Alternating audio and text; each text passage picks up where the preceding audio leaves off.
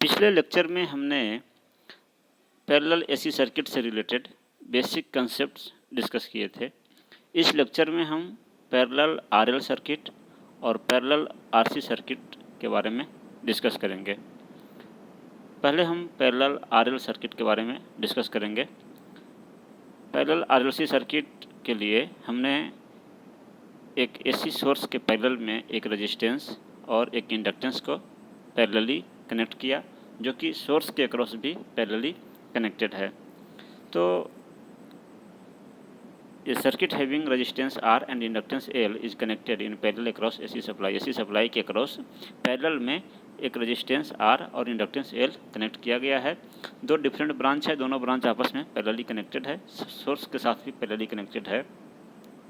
तो जो करंट इस रेजिस्टेंस वाले ब्रांच में फ्लो कर रहा है उसे IR कहा गया है, और जो करंट इस इंडक्टेंस वाले ब्रांच में फ्लो कर रहा है उसे IL कहा जा रहा है, और जो सोर्स से जो करंट ड्रॉ किया गया है वो है I। ये आरएमएस वैल्यू है, आरएमएस वैल्यू है एसी सप्लाई करंट का, और ये जो सप्लाई वोल्टेज है उसका आरएमएस वैल्यू है।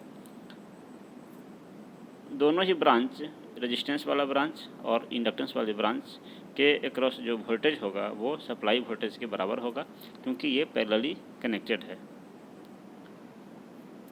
तो हमने यहाँ पे जो एज्यूम किया है उसे हमने पहले यहाँ पे लिख लिया कि IR जो है वो रजिस्टिव ब्रांच के थ्रू जो करंट फ्लो कर रहा है उसको रिप्रेजेंट कर रहा है, और वो करंट का वैल्यू होगा जो सप्लाई, जो उस रेजिस्टेंस के क्रॉस वोल्टेज है और जो रेजिस्टेंस का वैल्यू है, दोनों को का जो रेशियो होगा वही करंट उस ब्रांच में फ्लो करेगा। तो IR इजकल टू V/R, क्योंकि जो रेजिस्टेंस वाला ब्रांच है उसके क्रॉस वोल्टेज है V और उसमें रेजिस्टेंस है R, तो उसमें जो करंट फ्लो करेगा वो होगा V/R। उसी प्रकार से जो इंडक्टेंस वाला जो ब्रांच है उसमें करंट फ्लो कर रहा है IL, और IL इजकल टू हम लिख सकते हैं V/XL, क्योंकि जो आपका इंडक्टेंस है, इंडक्टेंस वाला जो ब्रांच है उसके क्रॉस वोल्टेज है V, और उसका जो इंडक्टिव रिएक्टेंस है उस ब्रांच का वो है XL। तो इसलिए IL इजकल टू होगा V/XL। I आपका सप्लाई करंट का आरएमएस वैल्यू है और V सप्लाई वोल्टेज का आरएमएस वैल्यू है। Current through resistive branch will be in phase with the voltage across it, यानी कि जो रजिस्टिव वाला जो ब्रांच है, जो रेजिस्टेंस वाला ब्रांच है, तो इसमें जो करंट फ्लो करेगा वो करंट इसके क्रॉस जो वोल्टेज होगा उसके सेम फेज में होगा, क्योंकि हम जानते हैं कि जो प्योरली रजिस्टिव सर्किट होता है उसमें वोल्टेज और करंट दोनों सेम फेज में होते हैं। तो जो ये वाला ब्रांच है वो प्योरली रजिस्टिव ब्रांच है, तो इसमें जो करंट फ्लो करेगा IR और इसके क्रॉस जो वोल्टेज है V, ये दोनों सेम फेज में होंगे। While current through inductive branch will be in quadrature with the voltage across it.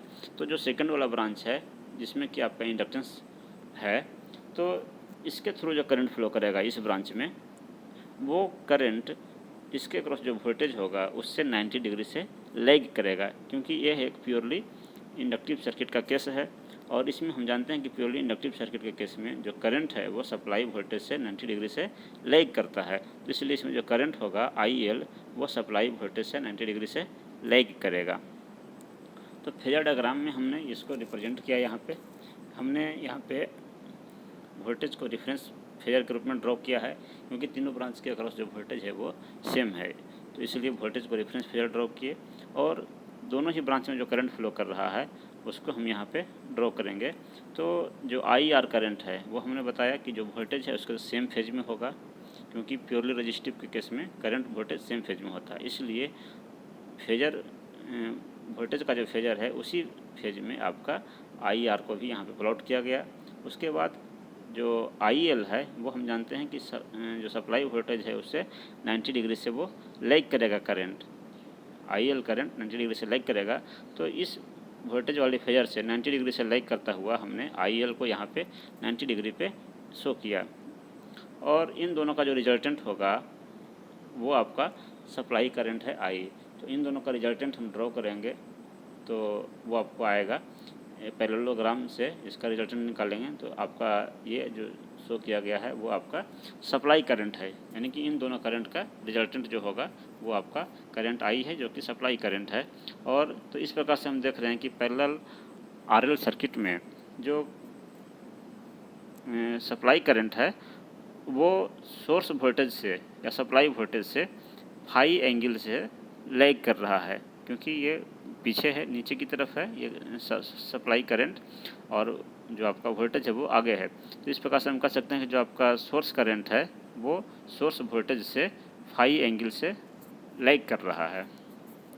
तो from the phasor diagram supply current I is the phasor sum of I R and I L. तो जो आई जो है ये दोनों ही current का resultant है।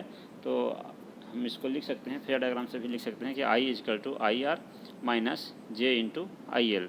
आई R आपका जो है वो रियल पार्ट है, और चूँकि ये 90 डिग्री पे है इसलिए इसके साथ आपका चूँकि ये लैग कर रहा है इसलिए माइनस जे यहाँ पे इसके साथ लिखेंगे आई एल के साथ।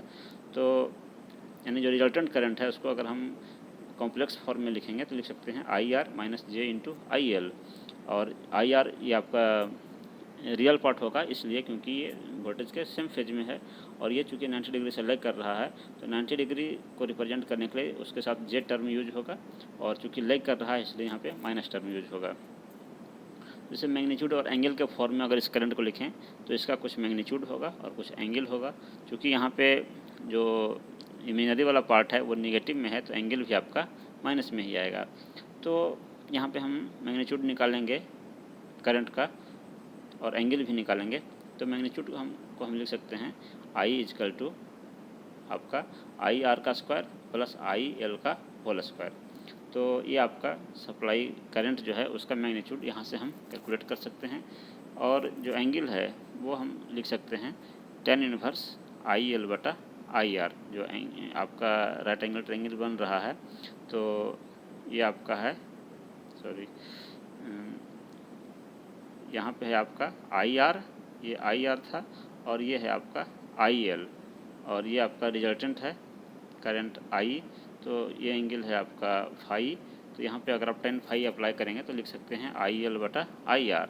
तो phi is equal to tan inverse I L बटा आई आर। तो इस प्रकार से हम जो कि सप्लाई करंट है उसका मैग्नीट्यूड और फेज एंगल भी कैलकुलेट कर सकते हैं। From the phasor diagram it is clear that in parallel RL circuit supply current lags the supply voltage by an angle phi. तो फेजर डायग्राम से हमें ये पता चल रहा है कि जो सप्लाई करंट है वो सप्लाई वोल्टेज से फाई एंगल से लैग कर रहा है। तो अगर हम पावर फैक्टर निकालना चाहें इस सर्किट का, आरएल सर्किट का पावर फैक्टर निकालना चाहे तो पावर फैक्टर इसको हम लोग लिखते हैं कॉस फाई से। तो कॉस फाई इजकल टू हम लिख सकते हैं आई आर बटा आई। क्योंकि आपका आई आर यहाँ पे है और ये आपका आई एल था, ये आपका है आई रिजल्टेंट करंट, और ये एंगल है फाई। तो इसमें जब आप कॉस फाई अप्लाई करेंगे तो कॉस फाई इजकल टू आप लिख सकते हैं आई आर बटा आई। तो इसलिए कॉस फाई को ही पावर फैक्टर कहा जाता है। तो cos phi is equal to I R बटा I. Active power is equal to होता है आपका वी आई कॉस फाई, जहाँ वी आपका आरएमएस वोल्टेज है, आई आपका आरएमएस करंट है, और कॉस फाई पावर फैक्टर है। तो एक्टिव पावर भी हम यहाँ से कैलकुलेट कर सकते हैं। रिएक्टिव पावर इजकल टू हम जानते हैं V I sine phi, V RMS voltage source का, आई जो है सोर्स का आरएमएस करंट, और फाई वोल्टेज करंट के बीच का एंगल है। तो रिएक्टिव पावर इजकल टू होता है वी आई साइन फाई, हम जानते हैं तो यहाँ से कैलकुलेट कर सकते हैं। अपरेंट पावर इजकल टू होता है वी इंटू आई। तो सिंपली वोल्टेज करंट को मल्टीप्लाई करके हम अपरेंट पावर निकाल सकते हैं। Admittance of the circuit, admittance circuit का निकालना है तो एडमिटेंस इजकल टू जो हम जानते हैं कि आई बटा वी होता है एडमिटेंस। तो जो सप्लाई करंट है और जो सप्लाई वोल्टेज है दोनों का जो रेशियो होगा वो आपका सर्किट का एडमिटेंस कहलाएगा। दूसरे शब्दों में हम एडमिटेंस निकाल सकते हैं कि इसमें दो ब्रांच हैं कनेक्टेड, एक रेजिस्टेंस वाला ब्रांच है और एक आपका इंडक्टेंस वाला ब्रांच था। तो इस ब्रांच का जो एडमिटेंस होगा, इस ब्रांच का जो एडमिटेंस होगा, दोनों को जोड़ देंगे तो हमें सर्किट का एडमिटेंस पता चल जाएगा। तो इस ब्रांच का जो एडमिटेंस होगा वो होगा आपका 1/R, क्योंकि इम्पीडेंस का उल्टा होता है एडमिटेंस, तो इसका इम्पीडेंस आपका R ही होगा। और इसका जो इम्पीडेंस होगा वो आपका एक्सेल होगा, तो इसका जो उल्टा होगा यानी इसका जो एडमिटेंस होगा वो होगा 1/J इंटू एक्सेल। जे इसलिए क्योंकि ये आपका रिएक्टेंस है, ये तो रिएक्टेंस हमेशा जे के साथ आएगा, तो J into Excel, inductive reactance को जे इंटू एक्सेल से रिप्रेजेंट करते हैं। तो इन दोनों को जब जोड़ेंगे तो हमें सर्किट का एडमिटेंस पता चल जाएगा। इम्पीडेंस सर्किट का निकालना हो तो इम्पीडेंस इक्वल टू होता है वोल्टेज बटा करंट, जो सप्लाई वोल्टेज है जो सप्लाई करंट है, दोनों का जो रेशियो होगा वो आपका इम्पीडेंस कहलाएगा। या अगर हमें एडमिटेंस पता है तो जो एडमिटेंस का जो इन्वर्स होगा उसका जो रेसिप्रोकल होगा वो सर्किट का इम्पीडेंस कहलाएगा। तो अभी हमने डिस्कस किया आरएल सर्किट के बारे में, पैरेलल आरएल सर्किट के बारे में। अब हम डिस्कस करेंगे पैरेलल आरसी सर्किट के बारे में। तो पैरेलल आरसी सर्किट के केस में भी बिल्कुल सिमिलरिटी है कि इसमें एक ब्रांच में रेजिस्टेंस है और एक ब्रांच में कैपेसिटर है, दोनों सप्लाई वोल्टेज के क्रॉस पैरेलली कनेक्ट किया गया है। जो रेजिस्टेंस वाला ब्रांच है उसमें जो करंट फ्लो कर रहा है वो है IR, जो कैपेसिटेंस वाला ब्रांच है जिसमें जो करंट फ्लो कर रहा है वो है IC, और टोटल करंट जो है जो सोर्स से ड्रॉ किया जा रहा है वो है I। तो इन दोनों ब्रांच के क्रॉस जो वोल्टेज होगा वो सप्लाई वोल्टेज के बराबर ही होगा क्योंकि ये पैरेलली कनेक्टेड है। तो हमने यहाँ पे लिख लिया कि IR जो है वो क्या चीज़ को रिप्रेजेंट कर रहा है। तो जो रजिस्टिव वाला ब्रांच है, रेजिस्टेंस वाला जो ब्रांच है उसमें जो करंट फ्लो कर रहा है वो IR है और वो इक्वल होगा वोल्टेज बटा रेजिस्टेंस, क्योंकि उस ब्रांच में जिसमें कि IR फ्लो कर रहा है उस ब्रांच का वोल्टेज है V और रेजिस्टेंस है R, तो V बटा R उस ब्रांच का करंट होगा। उसी प्रकार से जो IC जो है जो कैपेसिटेंस वाला ब्रांच में जो करंट फ्लो कर रहा है वो होगा V बटा XC, क्योंकि उस ब्रांच के क्रॉस वोल्टेज है V और उसका जो कैपेसिटिव रिएक्टेंस है वो है XC, तो V बटा XC आपका ये उस ब्रांच का करंट होगा।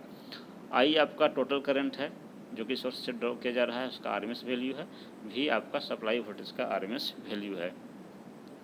Current through resistive branch will be in phase with the voltage across it, यानी कि जो रेजिस्टेंस वाला ब्रांच है इसमें जो करंट फ्लो कर रहा है इसके अक्रॉस जो वोल्टेज होगा उसके सेम फेज में होगा, क्योंकि ये आपका प्योरली रजिस्टिव सर्किट का केस है और हम जानते हैं कि प्योरली रेजिस्टेंस के केस में यानी प्योरली रजिस्टिव सर्किट के केस में जो वोल्टेज है और जो करंट है वो आपका सेम फेज में होता है।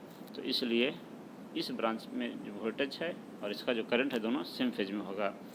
While current through capacitive branch will be in quadrature यानी 90 degree with the voltage across it. तो जो सेकंड वाला जो आपका ब्रांच है कैपेसिटर वाला, तो इसमें इसके अक्रॉस जो वोल्टेज होगा और इसमें जो करंट फ्लो करेगा दोनों आपका सेम फेज में नहीं होगा IC।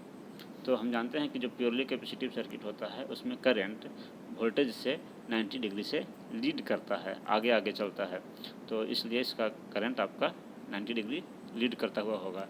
तो यहाँ पे हमने फेयर डायग्राम ड्रॉ किया है।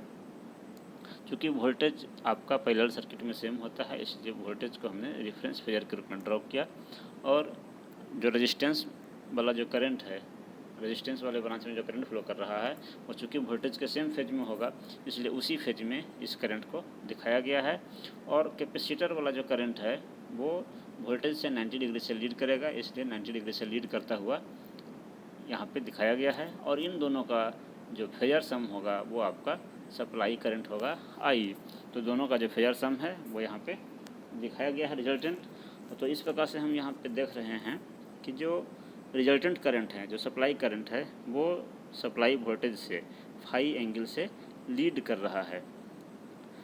तो हम यहाँ पे फेयर डायग्राम से हम लिख सकते हैं कि I is equal to IR plus J into IC, यानी कि अगर हम इसको कॉम्प्लेक्स फॉर्म में लिखें तो जो टोटल करंट है वो हो जाएगा आपका जो रेजिस्टेंस वाला करंट है रेजिस्टेंस वाला ब्रांच में और जो कैपेसिटर वाला ब्रांच में जो करंट है, तो चूँकि दोनों सेम फेज में नहीं है ये 90 डिग्री से लीड करेगा इसलिए इसमें J इसके साथ इंक्लूड करेंगे। इन दोनों का जो समेशन होगा फेजर सम या वेक्टर सम वो आपका टोटल करंट होगा। तो ये टोटल करंट को हमने कॉम्प्लेक्स फॉर्म में रिप्रेजेंट किया। मैग्नीट्यूड और एंगल के फॉर्म में रिप्रेजेंट करेंगे तो लिख सकते हैं उस करंट का मैग्नीट्यूड और उस करंट का एंगल फाई, और फाई यहाँ पे पॉजिटिव होगा क्योंकि यहाँ पे आपका दोनों टर्म जो है वह पॉजिटिव में है। अगर हमें करंट का मैग्नीट्यूड लिखना है तो हम लिख सकते हैं जो इन दोनों का जो वेक्टर सम होगा वो होगा आई आर का स्क्वायर प्लस आई सी का स्क्वायर। तो जो सप्लाई करंट है उसका मैग्नीट्यूड हो गया अंडर रूट आई आर का स्क्वायर प्लस आई सी का स्क्वायर, और एंगल हमें निकालना है फाई एंगल, तो वो होगा tan इनवर्स आई सी बटा आई आर, क्योंकि वहाँ से आप tan फाई अगर अप्लाई करेंगे यहाँ पे ये है आपका आई आर, ये था आपका आई सी, तो इन दोनों का जो समेशन होगा वो आपका हो जाएगा टोटल करंट आई, और ये एंगल है फाई। यहाँ से अगर आप tan फाई अप्लाई करेंगे तो आप लिख सकते हैं आई सी बटा I R, phi is equal to tan inverse I C बटा I R. From the Phase diagram, it is clear that in parallel RC circuit, supply current leads the supply voltage by an angle phi। तो phasor diagram से हमें ये पता चल रहा है कि पैरेलल आरसी सर्किट के केस में जो सप्लाई करंट है वो सप्लाई वोल्टेज से फाई एंगल से लीड कर रहा है। तो अगर हम पावर फैक्टर निकालना है इस पैरेलल आरसी सर्किट का तो पावर फैक्टर इक्वल टू होता है कॉस फाई इक्वल टू हम फेजर डायग्राम से निकाल सकते हैं आई आर बटा आई, क्योंकि आई आर हमारा ये था वोल्टेज के फेज में, ये आपका है आई सी, और ये था आपका आई, ये एंगल है फाई। तो यहाँ से अगर हम कॉस फाई निकालेंगे तो हम लिख सकते हैं आई आर बटा फाई। तो इसलिए पावर फैक्टर जो है हमारा वो हो गया आई आर बटा फाई। एक्टिव पावर हो गया हमारा V I cos phi. Active power का फार्मूला जो होता है तो आरएमएस वैल्यू वोल्टेज का, आरएमएस वैल्यू करंट का, और जो कॉस फाई होगा, तो इन तीनों का जो प्रोडक्ट होगा वो एक्टिव पावर कहलाएगा। वी आई साइन फाई जो होगा वो आपका रिएक्टिव पावर कहलाएगा, और वी इंटू आई जो होगा वो एपरेंट पावर कहलाएगा। एडमिटेंस सर्किट का निकालना होगा तो जो सोर्स करंट है और जो सोर्स वोल्टेज है तो उनका जो रेशियो होगा वो एडमिटेंस कहलाएगा। और हम निकाल सकते हैं इसमें दूसरे तरीके से भी एडमिटेंस निकाल सकते हैं कि दो ब्रांच है इसमें, एक रेजिस्टेंस है और एक कैपेसिटर वाला ब्रांच था। तो इस ब्रांच का जो एडमिटेंस होगा, इस ब्रांच का जो एडमिटेंस होगा, दोनों एडमिटेंस को हम जोड़ देंगे तो हमें सर्किट का टोटल एडमिटेंस मिल जाएगा। तो इस ब्रांच का जो एडमिटेंस है वो होगा 1/R, क्योंकि इस सर्किट का इम्पीडेंस होगा R, और इस सर्किट का जो इम्पीडेंस होगा वो होगा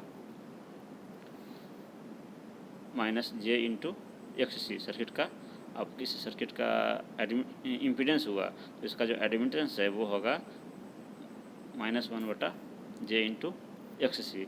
तो इन दोनों को जोड़ देंगे हम दोनों एडमिटेंस को, तो हमें सर्किट का टोटल एडमिटेंस पता चलेगा। इम्पीडेंस सर्किट का निकालना होगा तो जो सप्लाई वोल्टेज है, जो सप्लाई करंट है, दोनों का जो रेशियो होगा वो इम्पीडेंस कहलाएगा। और इम्पीडेंस को हम दूसरे तरीके से भी निकाल सकते हैं कि अगर हमें एडमिटेंस पता है तो उस एडमिटेंस का जो इन्वर्स होगा वही हमें सर्किट का इम्पीडेंस कहलाएगा। तो ये सब पैरामीटर्स हम निकाल सकते हैं। तो इस लेक्चर में हमने डिस्कस किया पैरेलल आरएल सर्किट और पैरेलल आरसी सर्किट के बारे में। Thank you.